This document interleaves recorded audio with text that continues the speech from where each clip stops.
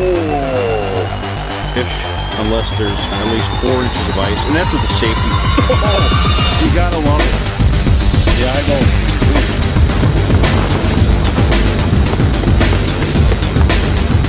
Oh, wow. That's the biggest one yet. Big jumbo perch.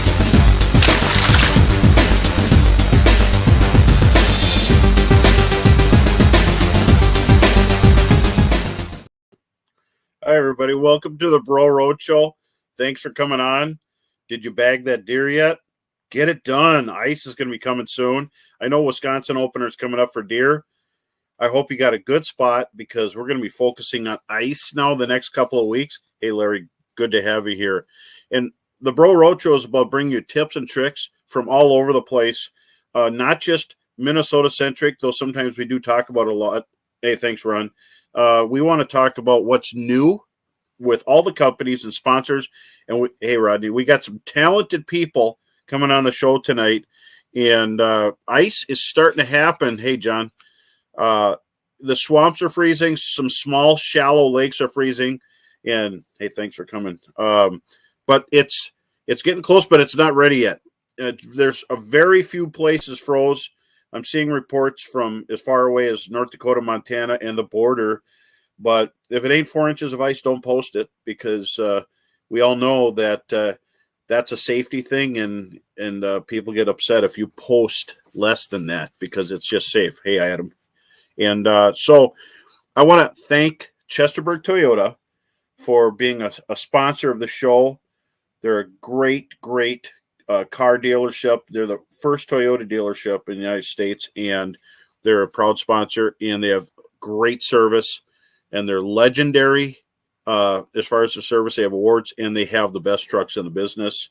So stop by, say hi at Chesterburg Toyota, proud sponsor. And whether you're just in a market, you just want to say hi, we're going to have Nick Cox on tonight, and rumor has he's going to be giving away an auger.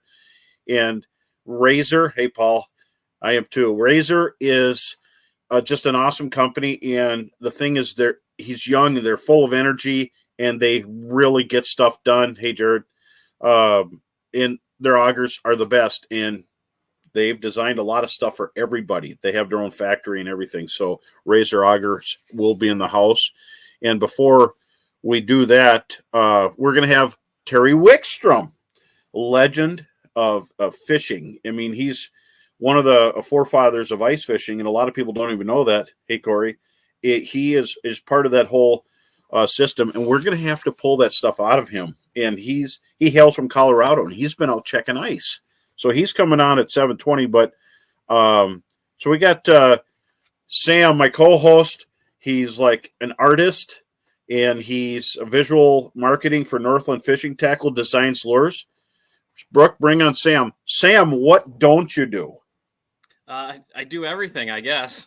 So man, I'm not kidding. That's why I have Sam there. He's talented, and I'm just flat out handsome. So we balance the show nicely. So what's new at Northland Tackle? Yeah. So we're excited about a bunch of new stuff. I know we've been talking a lot about the glass buckshot on the show already. They're flying off the shelves. Really good. They're going like hotcakes at the Ice Institute, I hear. So that was awesome to see. Get them while they last. But we should have really good stock this year. But yeah, they're selling really, really good. Another new item, and this particular color and shape was really hot at the Ice Institute as well, I guess, is our rigged tungsten series. So this is the rigged tungsten bloodworm. All you Dakota guys, this is the color to have out there. This was flying off the shelf. So red bloodworm, gold head. But we also have it available in a mayfly.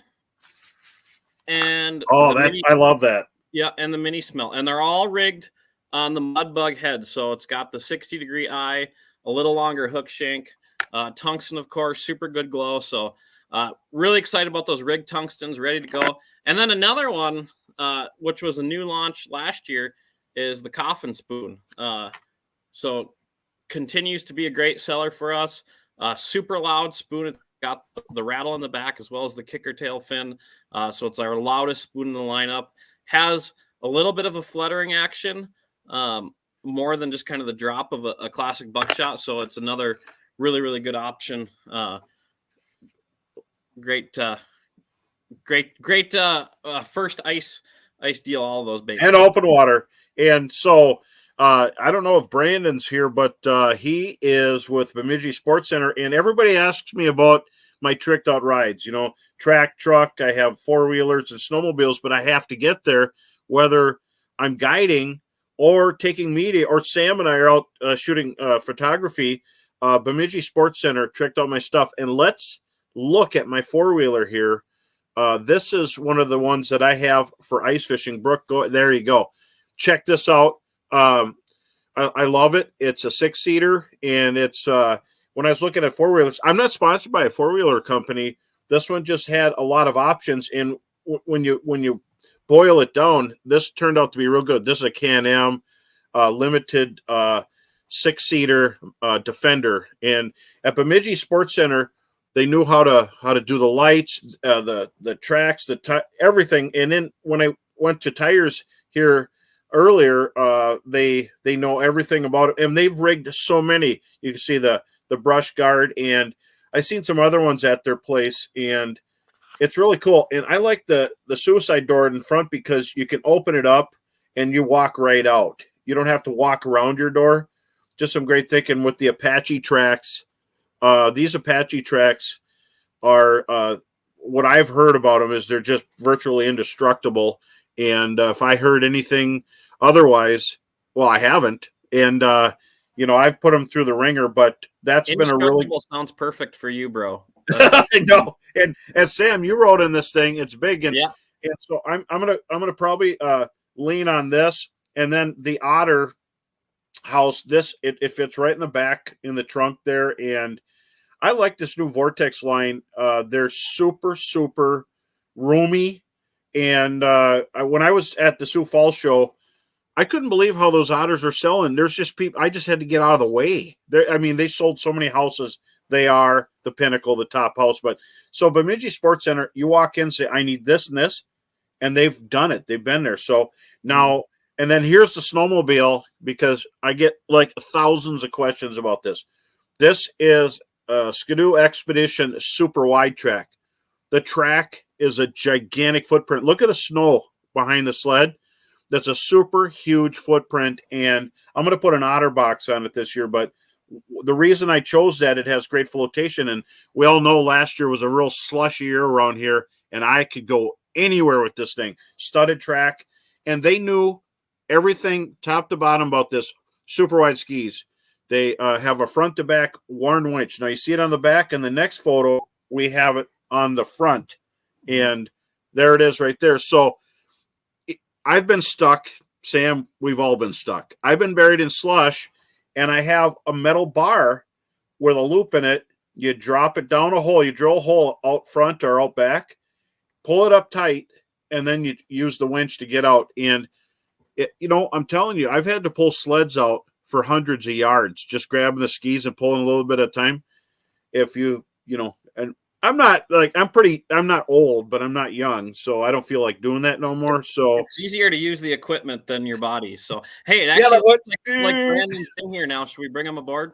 Yeah, come on over, Brandon. Let's see, Brandon. He's real. I trust you. There he is. There he is. He's real. Look live and in person. Awesome. Good to have you. I was just showing the machines, and what I was telling the viewers is when you walk in, you could basically tell you guys the wish list, and you've been there, done that. You could rig up anything. Oh, absolutely. So I just had a gentleman pick up it was a Expedition 600 R LE. Well, I think it was about 10 o'clock today, and he had that huge storage box on the back from BRP and had the auger holder on it. It's the 20-inch wide track that comes pre-studded.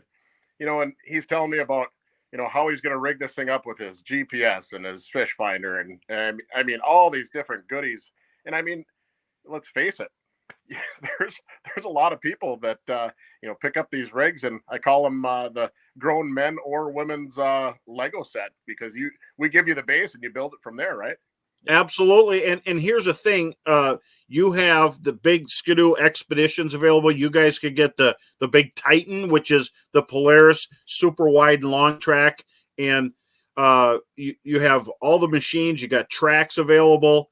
The thing is, you can walk in with a wish list and make it happen. They have financing on the spot. He'll coach you on when to get it, how to get it, and that's the thing. And that's why I've been going there for years, and I like the fact that all of them know, because it is a fish-centric area, and you guys hear it all the time, and for hunting.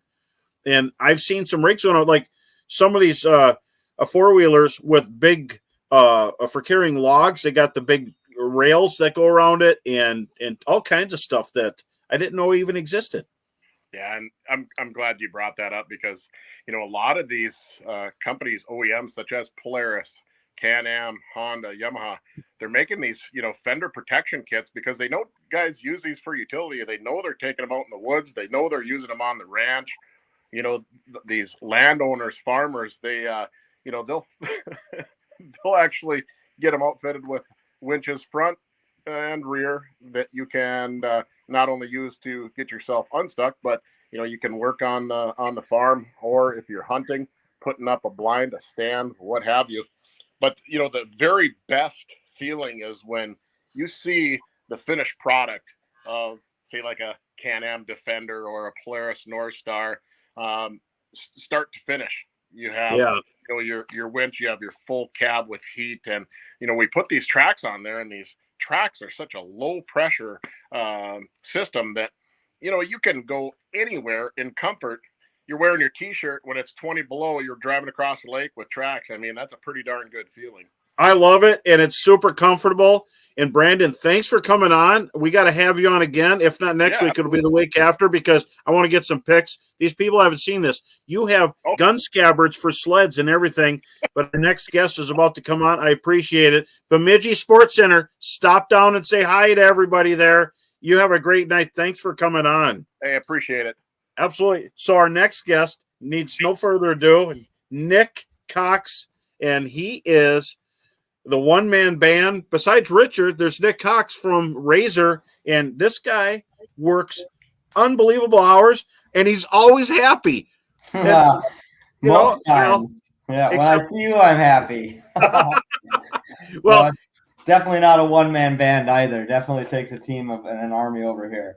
So we got a bunch of ice fishing people out there, and they want to know what's new in augers and technology. What's your lineup? And you probably mentioned some of it, but last time you were sick, and then we only had a few minutes. So let's just go through it real quick. Yeah, so real quickly, just start off the top. Razor Ice Augers offers a 40-volt model in 10, 8, and 6-inch hole sizes, both metal and synthetic, depending on what size you want. And then we also offer our very popular Razor Scout line, which is the most comprehensive lineup of augers on the market in the entire ice belt in the United States. And that's available from 4, 5, 6, 7, and 8. So whether you're checking ice, using underwater cameras, aqua views, etc., or just trying to get that next big walleye, there's a unit for you.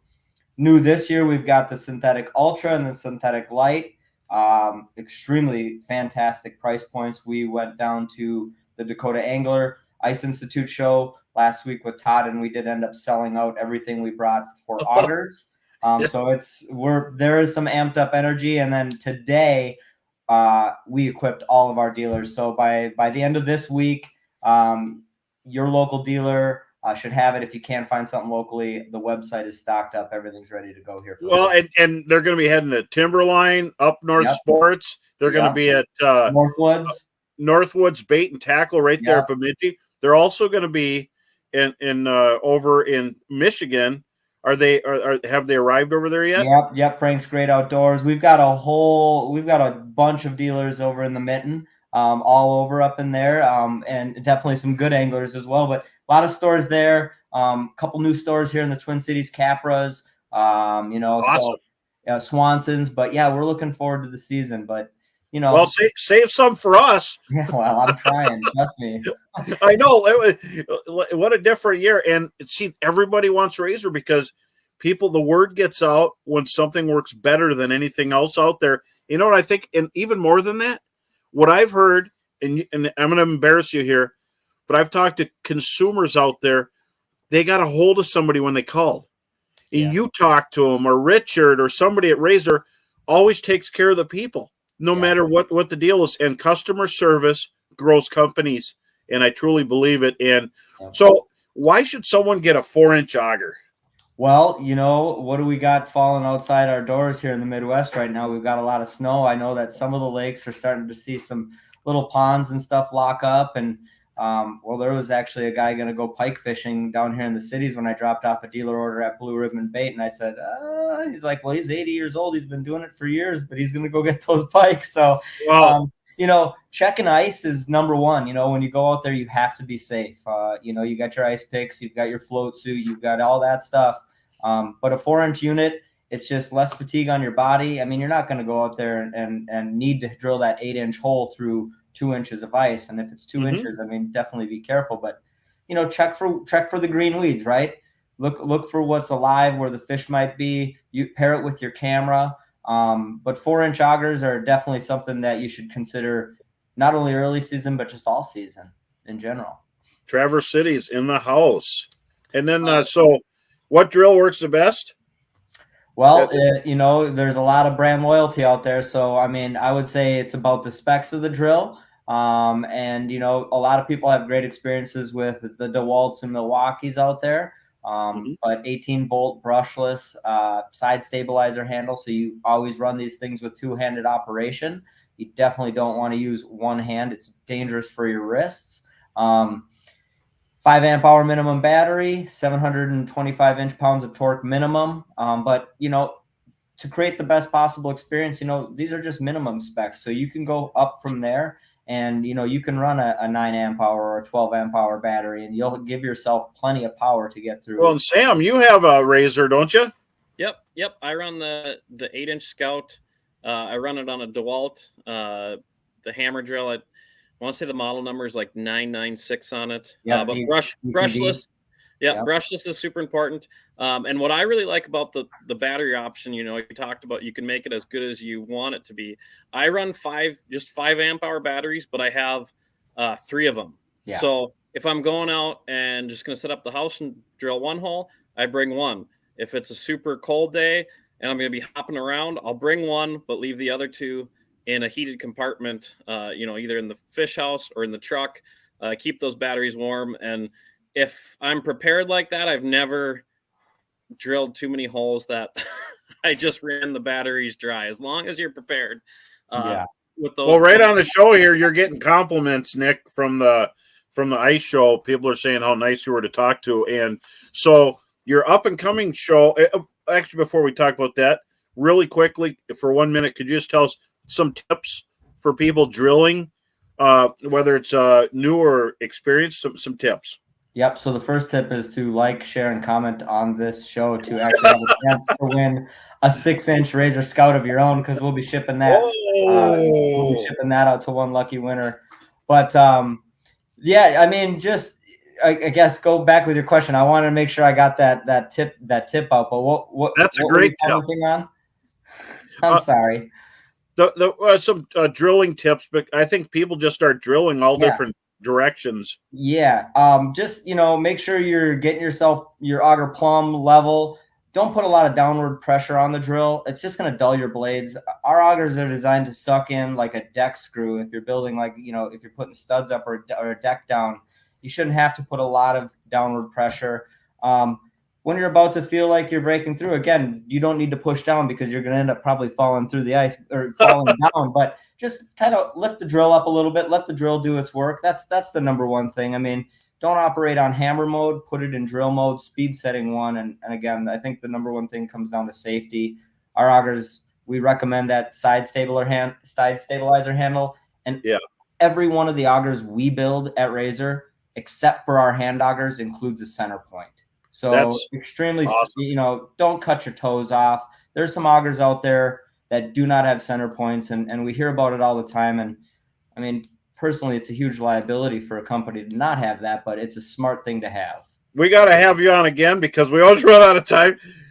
Nick will be at the Blaine Show. Stop down and say hi to him this weekend, and we're going to send a lot of people your way. Up next, coming on the show, Terry Wickstrom, one of the legends of ice fishing. He's a legend of everything, and he's done it all. And this guy was part of the formation of ice fishing to its modern status. Welcome, Terry Wickstrom. Well, good evening. It's great to see you again. Before we get too deep into some ice fishing questions here, can we remind the viewers again of both the Razor giveaway, but all the stuff we're giving away tonight? Oh, yeah, we got a big pile of stuff. So like Nick said, we got the 6-inch Scout, and then we're also going to have the Northland prize pack. There it is. The Bro Roadshow mug, and the Chesterburg hat. So you're going to get the glass buckshot kit tonight, 6-inch Razor, Bro Roadshow mug, and Chesterburg Toyota hat. So to get entered to win, like Nick said, make sure to like, comment, and share. So not only are you getting the Razor, you're getting all those items if you win tonight. So like, comment, and share. Okay, now we can get into the fishing question. All right. Before we go any further, though, I came on last year, and I was promised a Bro Roadshow mug. I never got it, of course, but I came back on this year anyway. We'll get that taken care of, Terry. I know somebody. Make sure to like, comment, and share. Right here. Awesome. Well, so Terry, I want to put up a photo here, and this tells you he's been around. Check out this photo. Look at that. Now you look like my mustache is dark. Yeah. Well, and you've been there from the beginning. Could you explain some of that? And here, look at back when you formed this. Did you realize how big ice fishing was going to be? It was really amazing. We obviously, I don't know if people know, I live in Colorado now, but I spent the first 30 years of my life in Minnesota, northern Minnesota. And Greg Colaggio and I, who everybody up there knows, did a lot of fishing, all types of fishing, tournaments, ice fishing. I don't know what all we did, but we started ice fishing. Our equipment was a pair of bunny boots from the Army surplus store, the warmest jacket that wasn't warm, and a cotton sweatshirt that got all sweaty and froze on us. And we sat on a bucket and we fished that way. Or we had to go into a big truck-pulled shelter and try to spend the winter fishing there. And, those fish had the most trouble finding that shelter. It was amazing. But then we finally came with portable shelters, electronics, and it just revolutionized everything. And I'll tell you, I moved out to Colorado in the 80s, and there was a hardcore group of ice anglers. And I brought what was known then as the revolution out here. And I started doing seminars around the state. And little by little, people came and they listened, and I started seeing things change, and more shelters, more electronics, better equipment, better clothing. And I talked to our Parks and Wildlife just the other day, and we have somewhere between 300,000 and 400,000 licensed anglers, ice anglers in Colorado now. That's wild, isn't it? And you have ice already. You were. I was out checking ice yesterday. There's guys hiking into some of the higher lakes where there's really good solid ice. But I went to some of the mid-level drive-up spots yesterday, spots that have been stocked with trout for the last few weeks, and people haven't been able to fish them because of skim ice. And there was a good 2.5 to 3.5 inches on these lakes. And I didn't have all my equipment with. I was just driving around. But we're going to get cold tonight. By Friday, there'll be 4 to 5 inches of fishable ice on a lot of our mid-elevation lakes. And these lakes are full of trout, anywhere from 8-inch stockers to 40-inch lake trout. Oh, my gosh. That's a monster. Yeah. When I think a lot of people from the Midwest, especially when they hear Colorado fishing, I think for the most part, they think stream trout. Obviously, you're talking about ice fishing some lakes. But what other species do you target out there? Is it primarily trout or? No, not really. We have what's called a 2-stage fishery, warm and cold water. Our warm water lakes take longer to freeze, and we get a much shorter season on them. But we have, at mid-level, we have great pike fishing. I mean, it's not uncommon to get 20 to 30 pound pike here.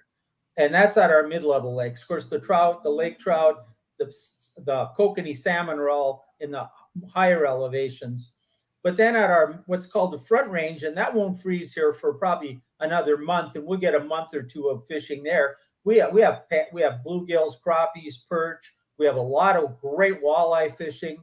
We have great bass fishing, white bass. So we have a great variety of fish here. Okay. And you got elevation, so you could just go up or down. Yeah, in fact, I was telling Bro when we talked last time, in the next month or two, there'll be days when I can have my boat out walleye fishing on Saturday and be on 7 inches of ice fishing on Sunday. That's crazy. Wow. Fun to mix up. So with all those species, do you have a favorite you target, or what was that? Cut out there, please.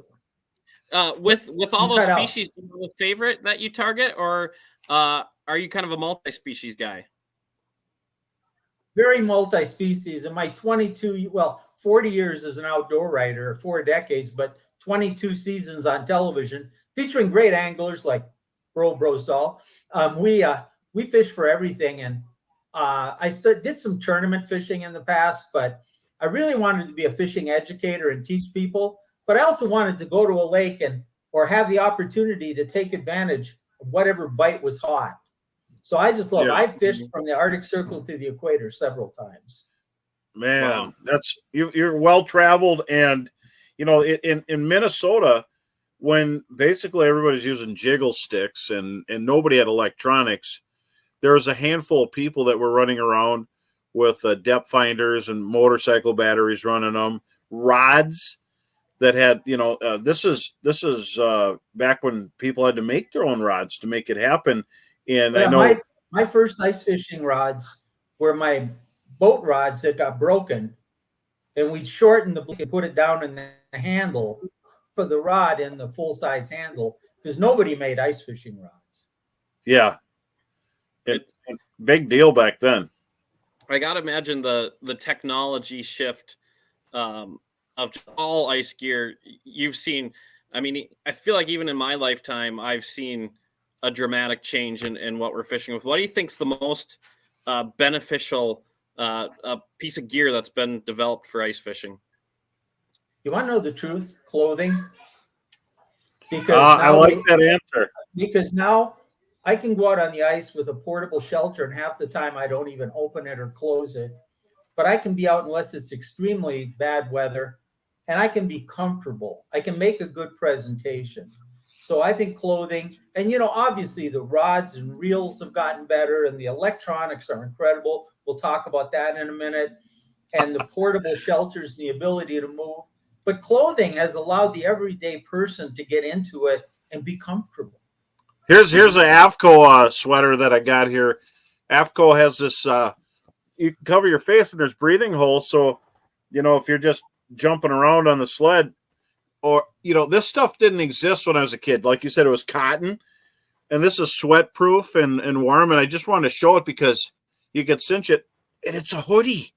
It just goes to show you the science, and that's why I'm glad you brought it up, because this is almost too warm to wear in the house. But it's breathable, and you don't have to be. I mean, look at the colors. So I'm kind of a fashion plate tonight, and I don't even know it. Because it's built right into the AFCO hoodies. But great. Yeah, Terry, I think that's a great point, because you're right. When you were talking at the beginning of the show of ice fishing and cotton sweaters and pour coats, I mean, I love to ice fish, but to be honest, when you're talking about that, it kind of sounded miserable. It was. Like you said, if you could have the best rod, the best tackle, the best electronics in the world, but if you're cold and miserable and decided to go sit on the couch, you're not going to be able to put any of that to use. So yeah, I think you're right that the clothing nowadays, you can stay out there, you can stay comfortable. It's in really, really rough conditions. It's been a while since I've been like, this is gross, I want to go in because the weather out, just because the clothing's so good nowadays. Well, you're absolutely right. If I could rank the advancements in the industry, and maybe not even in order, but clothing, electronics obviously revolutionized everything. It changed the game so much. Portability, the ability to move, the ability to be mobile, and then the presentation techniques we have now, the way the lures have advanced and the rods to present them and the lines. It's really gotten just fantastic. Remember when this came out? Oh, yeah. It was everybody was afraid of it. The controversy. Well, it wasn't this one. It was a great big one that I just had to have, and I broke the budget of the house. But now Aquaview, I mean, look at this. This is like a big screen, super bright.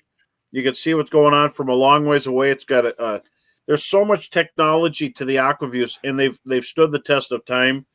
And it was probably the first original forward viewing thing, you know, and everybody's worried about it, but there's still fish. Well, I'll tell you how effective cameras and electronics, and we can get into whatever time you want into the differences now. But my wife, Karen, who produces my TV and radio, is an avid angler. In fact, she's got more Master Angler awards than I do. But we won't say that. Don't tell anybody. I know. Don't tell anybody. I think all three of us can say the same. Yeah, but so I had marked a spot on a lake during the summer using my GPS on my boat. And then I went back to that where I was catching a lot of fish. There was a little bit of a break there. It ran along. And I marked that spot, and I went on the ice and drilled a hole in that spot.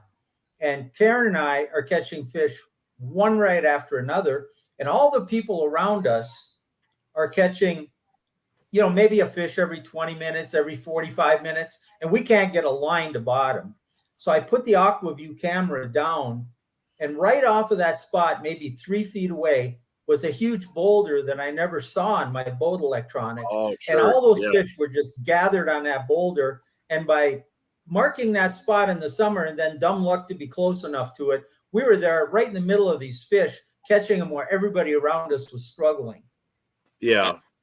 I think that's so true about electronics, that yes, they help you catch day to day, but I think too they help your learning curve so much.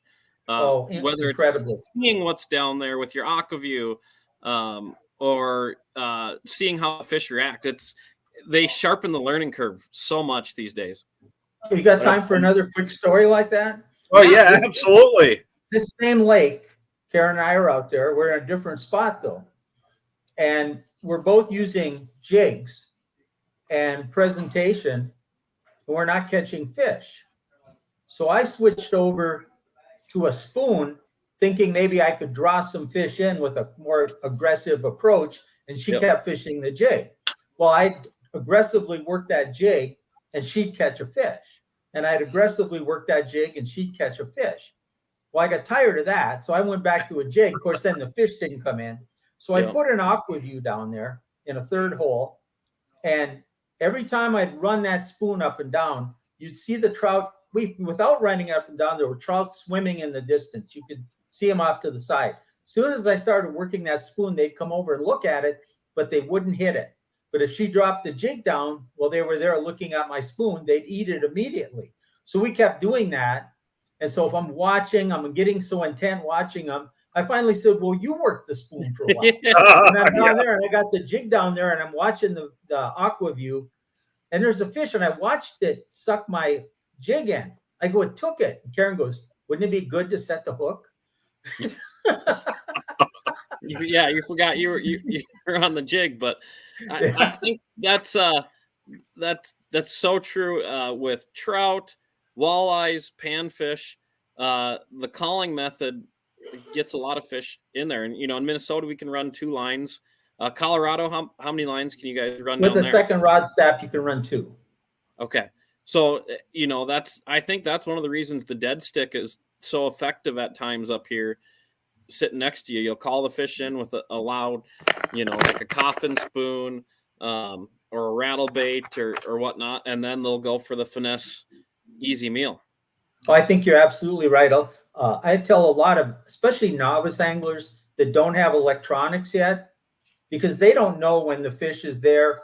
Sometimes you can call them with a jig, but you don't know when to change your presentation. You don't know when to get subtle and start teasing them. So if you have more of a dead presentation that you're subtly, maybe it's live bait, or maybe, I love your bloodworm, by the way. That's fantastic. That's a great one. That's fantastic because everything eats bloodworms. Okay, absolutely. Those with the mug. And you can have that almost just popping the tip of the rod and then work a spoon in the other hole. And you don't need so much to know when the fish is there and change your presentation. Absolutely. And Terry, I like how you think. And when everybody talks about forward viewing, and forward viewing has a time and a place. And I love using my Mega Live, but I like 360 a little bit more, and I have my reasons. But you've seen that where electronics sometimes forward viewing doesn't work as good as other type of stuff. Yeah, I'll tell you, in Colorado, the sonar, looking out where you can see off one way in the distance, I'm a big believer in electronics. I use them a lot, but trout tend to cruise. Now, it may be a little different with walleyes or crappie, but I'll tell you with trout, they're cruising, and unless you're on a key spot like we were on that boulder that time, these trout are going to come through. So you drill a hole, and I had to rethink my own fishing styles, because I used to, if I didn't see something on my electronics in 10 or 15 minutes, I was drilling more holes. And bro, we used to drill 100 holes a day and try to find fish, and then we'd hop around from them. But if you put a forward viewing sonar down the hole now and you look out for some of these fish, well, they're not sitting, unless there's really a great spot that you can locate, they're not sitting there, they're moving. So if they were coming through, you end up chasing shadows. You see them over there, so you run over there and drill another hole and go fish. Well, they're already over here, and they keep moving. So unless you have a specific reason that you think those fish will come through there or be attracted to that spot again, just chasing moving fish, I think that forward viewing sonar gets people chasing those fish and they never catch up. Well, they drill a million holes anyway, regardless. So just drill. I like just drilling a bunch of holes on a spot, on a reef, on a sandbar, fishing walleyes, perch, or in a basin for panfish. Drop the 360 and then direct traffic. Go here, go there. And I've watched before where someone is just 20 feet, and all they had to do was last year just move over a little bit, and you're going to catch that fish. And actually, I had Nick Cox from Razor Augers, and I said, you better go to the other hole. And he went there using 360, went over there, caught a walleye, and then he was going to move on. And I said, there's another one there. And so he got that one too. And then I seen one coming to me, and I got that. But, and you could point, and you could see it on Mega Live, because the nice thing about the Humminbird Mega Live, it sees fish real close to the bottom. And that's why I love it. But you can use both apparatuses on one head. So you could take your Helix 9 and you could have a 360, unplug it, and plug in your Mega Live. That's what I like about it. With panfish around here, Terry, I've seen the exact same thing you described with the trout. Of out there once with Mega Live, and there was guys chasing and directing, and there was guys that just sat at the one hole. And some of the guys that sat at one hole caught just as many as the guys chasing, directing out of the forward viewing sonar. But I've also seen it too, where we actually followed a school of crappies, probably a good half mile down a weed line. And we would have never kept up with them without the forward viewing sonar. So I think the biggest thing is it's an awesome tool, but you still got to be an angler about it and use it to the best of your knowledge. If you can watch those fish and they're kind of circling and schooling around, it might be better to just stay put and stay quiet versus chasing them. But if they're there and then they're gone, that's the times you're going to want to use it to go find them. Or like Bro said, find those key points in the school where they're hitting more. So the other thing, and that's so true, everything you said. And the other thing about electronics is, I remember when, Bro, you were talking, the first Aquaviews came out. They were big and bulky, and you wound that cord around that big thing. And we were already carrying our flashers with us. And of course, then other electronics came out. And people quit moving because they didn't want to rig everything down, wind it up, pack it up, and go to another spot, to another hole. So I think we've got to get a sense of, when should we move? We used to be move, drill 100 holes, punch every place, look for that spot in the weeds, all those things. And then we kind of settled back. And I think we've got to just look at everything that's available now and say, okay, in my situation, knowing what I know about these fish in this body of water, Am I going to have to be mobile? Are they going to cruise through? Do I need to drill 100 holes, or am I need to find 2 or 3 key spots, or do I need to be looking at way different depths? Maybe I don't have any idea. Are they 4 feet deep, 20 feet deep, 30 feet deep?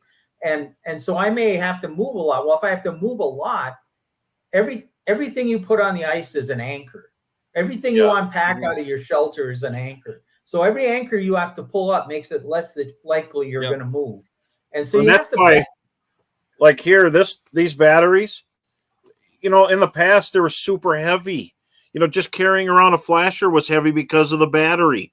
And now I go with amp because you go to the shows, you talk to people, and they know everything. They have every electronic, whatever it is, they have it all on a line and shows you how long they last. But they're the best, and it's a customer service thing because Amped Outdoors has the best customer service. But you go to any show right now, they're going to be there. But your machines last all day, maybe even 2 days, depending on which battery you get, and they're super light. It's unbelievable what you can do now. And this really changed things too, having the power and lasting a long time. The better we get at using these electronics and finding fish and understanding and refining our shelter systems and our electronics and our sleds and how we move on the ice, the more pressured these fish are going to get. And the next key is that it used to be if you found them, they'd bite. Now it's if you find them and make a good presentation, they'll bite. Pretty soon it's going to be they've seen it all. You have to find a way to make these fish bite. Yeah. And it's going to get more and more back to making great presentations. Mm-hmm. You're exactly right about that. But being able to last on the ice is important. And so we had Nick talking about augering holes and stuff. If you're running around, you don't have to worry about getting cold. And I wear fish monkey gloves. I like lighter ones when I'm drilling holes. But you get cold there, but we get 30, 40 below in northern Minnesota, and that's why these things exist. So, it's no joking around. I've had frostbite. I've had my flesh turn purple, and it's, basically your skin falls off, and don't like it. I don't like that anymore, and that's because I never used to wear gloves or stuff on my face. And all this stuff exists. We're light. We can last longer out there. It is truly ice fishing is a super, super fun sport. And I get people from the deep south that want to come up and their bucket list is ice fishing. They can't believe how easy it is and how warm they are when they get here. They're all expecting to freeze. Then I coach them on what to wear and give them some fish monkey gloves and AFCO clothes, and they love it. And so I think ice fishing is a super unique sport. And I think that everybody loves it. The only people who don't like it are in a bad spot and they don't catch anything. Everybody else loves it. But that's the same with summer fishing. But ice fishing is really, because of the technologies and the clothing and everything we have, it really is to the point where you're seeing more and more people take it up and enjoy it. And we're going to see more people enjoying it too. It's going to keep growing. Mm-hmm. One trend that I've been watching a lot lately is, when we first got portable shelters, it was one-man shelters, go out there, cover the ice, drill holes, make sure you found the fish. If you weren't finding them, keep moving. And we preached that for years. Then we decided, ice fishing is kind of a camaraderie type activity. Mm-hmm. And we weren't spending time with each other. So then you saw the dual flip over shelters, the smaller tents, but we're really seeing a trend now to the hub shelters. Oh, people are setting up a hub. They're setting up a hub. That's the center of their activity. And then they're going out from there, either with just a chair or a bucket or with a small sled, just to fish around the area. But they come back, they get warm. If they can catch fish right at the hub, they do. But they come and they warm up, and it's really taken off. Well, it is. And Brooke, do you have that picture? Let's show it again of the hub house that I started with late ice, and I'm going to be using it a lot this year.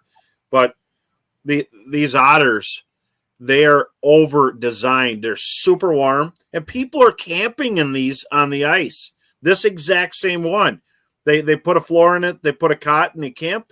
And so it's not always about pulling out a single, double, triple, tandem axle fish house and trying to find a road and a parking spot. We go where there's no roads. That's how we fish. When people come to me, we might go down a road, but I'm definitely going to have a path somewhere else.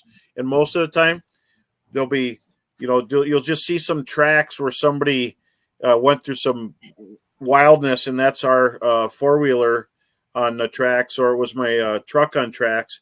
But if you can get away from the crowds, you catch more fish. And I love some of these new wheelhouses. They truly do.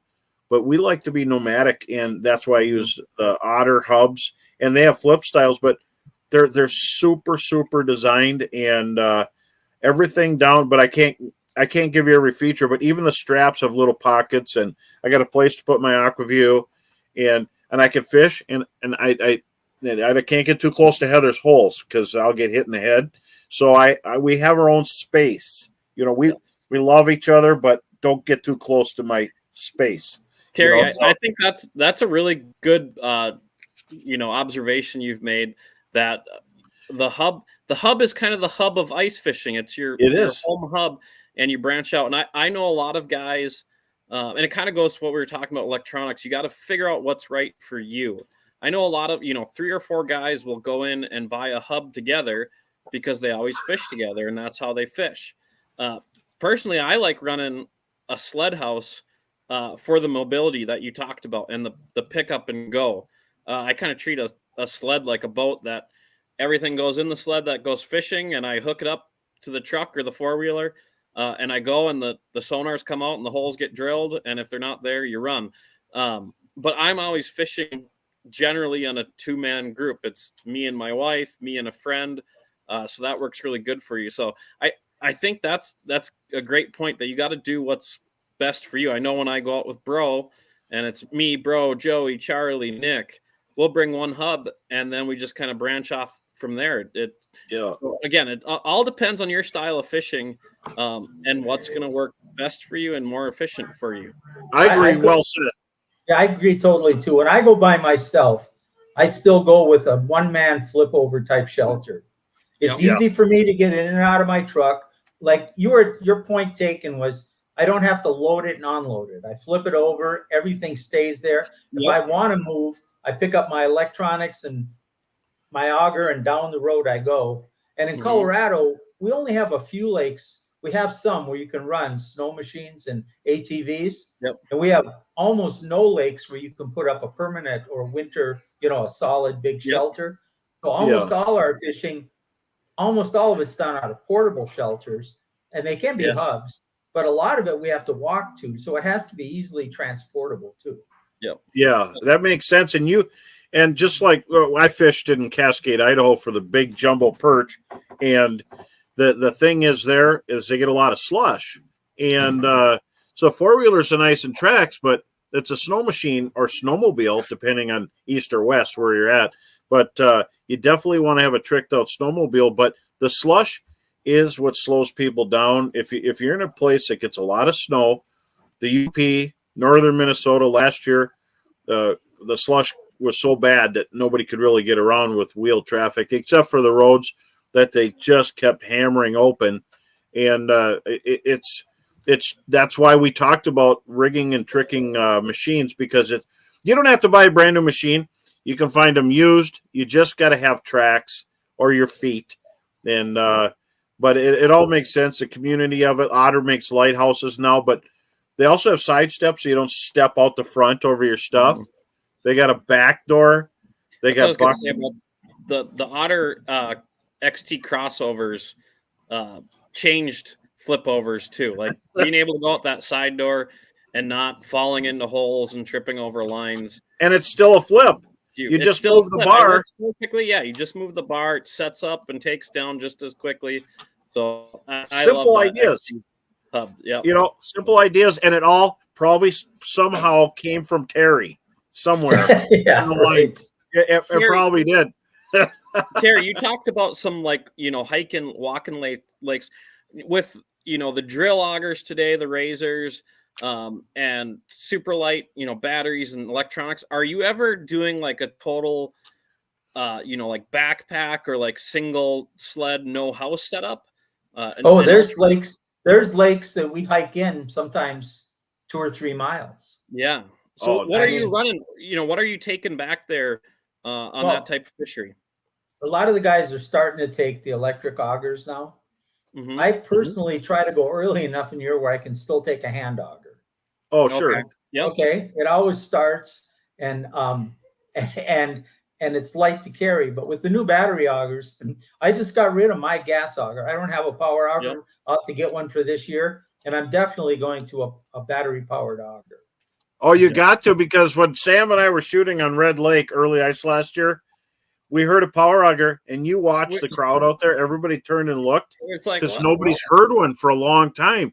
Everybody was staring at it like they seen a dinosaur or a really old car going down the road or something. And so electric is like, it's big time now. I've been putting it off, and I've got to make the step this year to an electric auger. But you're in other words too, though. Some of these places where you hike in, you can't take a sled; it'd be just too difficult. Yeah. So you're going to take something, whether it's a electric or a hand auger, to drill a hole. If it's early enough in here, you can just use a spud bar. But they freeze pretty quickly and they get hard. But then you really have to pack light. You maybe got 2 rods, a tackle box, a little box that goes in your snowsuit or your ice suit or whatever you're wearing.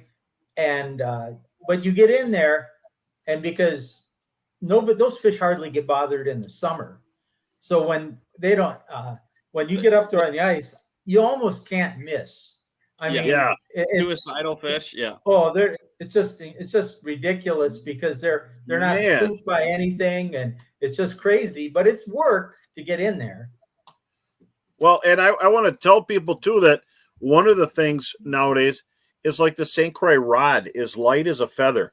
The only weight is this super light high-end Daiwa reel, but this is a 38-inch walleye rod from their CI part, and it's a medium, extra fast. And so rod actions, parabolic bend, and then stripper guides that are super strong, indestructible. I do like a reel seat when I go with the longer rods, but these super light rods, St. Croix rolls them from scratch like donuts and makes a super work of art. But what I like to do is take fluorocarbon, so I use Sunline Fluoro Ice. And if you're going to use braid, it's nice and warm conditions, but most of the time I'll just go all fluorocarbon. Let's talk about fluorocarbon. What do you think? Do you use fluorocarbon or monofilament? I've been going back and forth between mono braid and fluorocarbon the last few years, and I've rigged rods. I have I don't know how many ice rods I have rigged in a season, but I've been trying it, and I'm starting to go more and more to fluorocarbon. Sure. Like you said, the braids, there are some coated braids that work pretty well, but they all gather some water on them, and they can be tough and cold if you're inside the shelter. Mono is great for its flexibility, but it's buoyant. And if you're even with a tungsten jig, a tiny 32nd ounce jig, and when we're fishing trout, the presentations are very similar to a cross between panfish and walleyes. Sometimes we're finessing with tiny jigs, and sometimes we're making bigger presentations for heftier fish. But if I'm fishing a light jig, or if I'm pan fishing and heavily pressured lakes on the Front Range of Colorado, that fluorocarbon gets me down faster with my jig. It doesn't develop as much memory as mono, and I can feel it's got better sensitivity, and you can go to a lighter line because it's more abrasion resistance. Mm-hmm. Oh, absolutely. And when I tie drop shots for the ice, a lot in open water, but for the ice I do them, especially for panfish, so I can stay I find out the depth and I could drop it down and fish real fast. But I'm using little light hooks, and I'm just putting that little bloodworm tail in. Like I love this is one of my favorite, the Gamakatsu micro V gaps, and I'll tie them on a drop shot. That's they have small ones, but you see these. I think these don't always get talked about, but look at how small these hooks are. And when I'm fishing finicky fish, because I have pressured lakes around here, some of the lakes that I fish for panfish are pressured, and I always bring those. And there's times where they'll outfish everything with a piece of plastic, a single maggot. If you're in Dakotas fishing those jumbo perch, tying a dropper line or a drop shot. So that's the difference. And then, of course, I'm going to have these at red, and I'm going to have them down there with a rainbow. So neon octopus style hook. And you try different things wherever you go. And in your neck of the woods, they're on the move, but you probably flash them in. But before we get too far, Sam, we're going to be giving away something very soon. Yep. Got a few minutes left of the giveaway. So reminder to like, comment, and share. Got that 6-inch Razor Scout, the Northland Glass Buckshot Kit, the Bro mug, and a Chesterburg Toyota hat. So make sure to like, comment, and share to get entered to win that. Wow. Bro, kind of, you talking about hooks, that directly correlates with line. That when using lighter line ice fishing, you want to compare that to your hook because, when you're setting the hook of a fish, it's all about pounds per square inch. So the lighter wire you can get away with, the less pounds it takes to punch through that fish's mouth. So you want to pair your line accordingly. If you're fishing panfish, the light wire hook, you can get away with the lighter line. If you're fishing a bigger hook, a treble hook on a spoon, then you're going to want a little bit more to punch it through. And that, the braid is great, but like you said, Terry, you get ice picked up on it. And there's a question here for Terry. What pound test do you use when you're targeting trout, panfish, or walleyes? Well, most of the time, when I was targeting just panfish back in Minnesota and then up here, I still come back and fish Minnesota quite a bit. I might go down to 1 or 2 pound test line. I try not to. I love it. I try to use.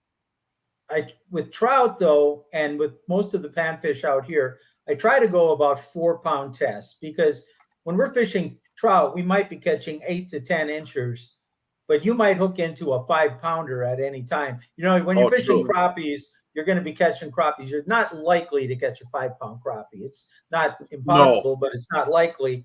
But when you're fishing trout, there's big trout in most of these lakes. So you have to be with walleyes. I'll tend to move up usually around 6 to 8. Bro, it sounds like Terry's got to be part of the 1 pound test tournament. We got to do this. We're going to somehow get a 1 pound test tournament for Sunline and see what the biggest fish someone could get on the ice with 1 pound test. We'll put it together. We're going to have a 1 and 2 pound category. No big line. You could just tie it on. You got to prove that it's there and see who gets the biggest fish. And the award's probably going to be, I don't know, we'll just have a big Sunline spool with your name on it. We're still trying to think of what to do. But of course, remember, fish don't break line, fishermen do. Yeah, that's true. Set your drag accordingly and you'll be good. Real quick, I'll tell you, when I used to do seminars, I'd always tell people, especially using light line, even if I don't catch a fish, I would retie periodically.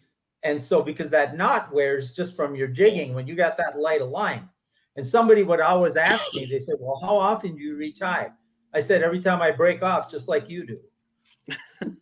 Yep. I love that. And great information. I think we could have a 2-hour show, but unfortunately we have a 1-hour show. But we have a giveaway right now. And Sam, do we have a winner? We do. Brooke just sent it in a couple seconds ago. It looks like tonight's winner is Larry Drishaw. So congratulations, Congrats, Larry. All right. You got the Razor and the glass buckshot kit, the Roadshow mug, Chesterburg hat. So I hope you got a big mailbox. That's going to be quite a box. And, it's been a great show. Terry, you've got so much savvy advice, and you've been there and done everything, and we could have you on for longer, but this is a shorter show, and I appreciate that you came out. Terry Wickstrom, and you're from Terry Wickstrom Outdoors, ESPN Denver 1600, and when can they tune in on that? Well, it's on 950, 1043 The Fan and 1600.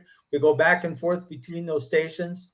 Typically, we're 9 o'clock on Saturday morning, but I'll tell you what, people just go to Terry Wickstrom Outdoors on Facebook, and it tells you where we're broadcasting, what we're doing, what we're going to talk about.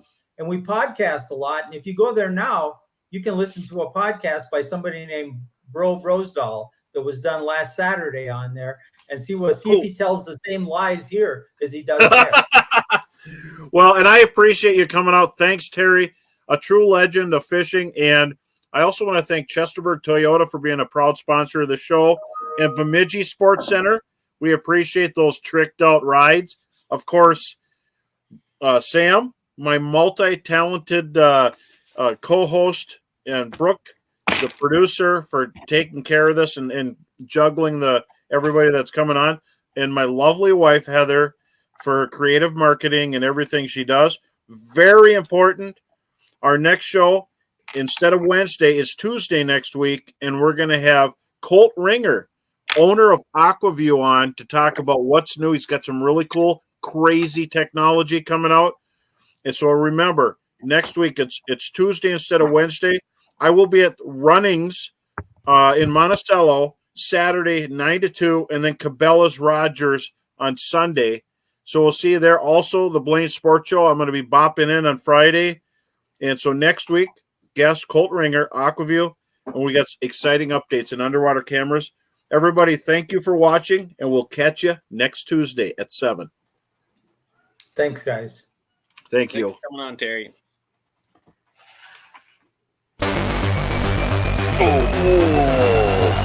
Fish unless there's at least 4 inches of ice, and that's with the safety. You gotta love it. Yeah, I know.